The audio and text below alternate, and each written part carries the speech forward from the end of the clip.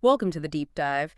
Today we're looking at something pretty unexpected, a story developing right under, well, a very famous landmark here in Kenya. That's right. We're diving into this discovery of a, frankly, huge illegal cannabis operation right inside the Mount Kenya forest. Yeah, it's kind of stunning when you think about it. Our main source here is a report from Citizen TV Kenya.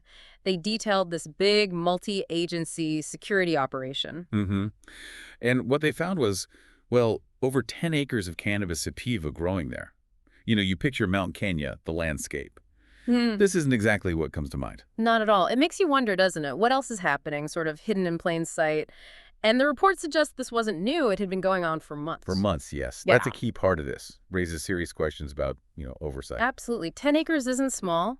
How does that go unnoticed for so long in a protected forest? Well, and it gets more complicated. The Interior Cabinet Secretary, Kapeman, made a statement. He indicated who this operation was really targeting. It wasn't just, say, the people growing the cannabis.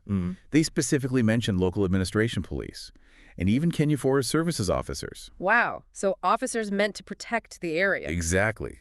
Suspected of actually profiting from this illegal trade. Yeah. We're talking Meru, Tharaka Embu counties.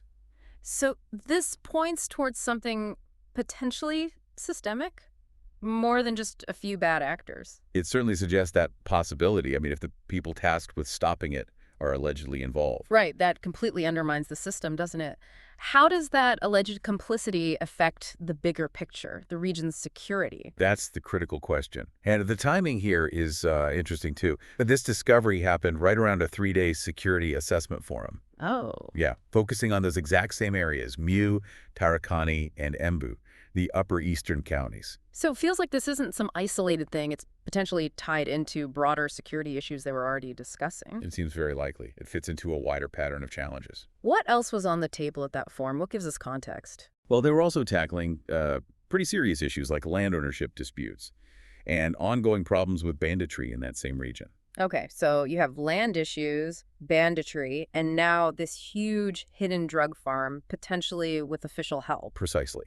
It paints a picture of a very strained security environment. Resources are likely stretched thin, attention divided. It unfortunately creates spaces where illicit activities like this can maybe take hold. It sounds like these problems could even be feeding off each other in a way. That's a real possibility. The report also mentioned something about the police wanting better collaboration with the public. Why is that important here? Yes. The National Police Service stressed that. It's vital, really. When you're dealing with something hidden like this, local knowledge, citizen reports, that's often crucial intelligence. Right. Someone must have seen something eventually. Probably. Building that trust, making sure people feel heard, it's essential for effective policing, especially in these complex situations. It can't just be top down. Okay, so let's just pull this all together then. We have a large-scale illegal cannabis farm discovered inside Mount Kenya forest. It was running for months. With serious allegations, suspicions pointing towards involvement by some local police and Forest Service officers. And this whole thing surfaces in a region already grappling with other major security headaches like land disputes and banditry. Yeah, it's a complex web. So maybe the thought to leave you with is this.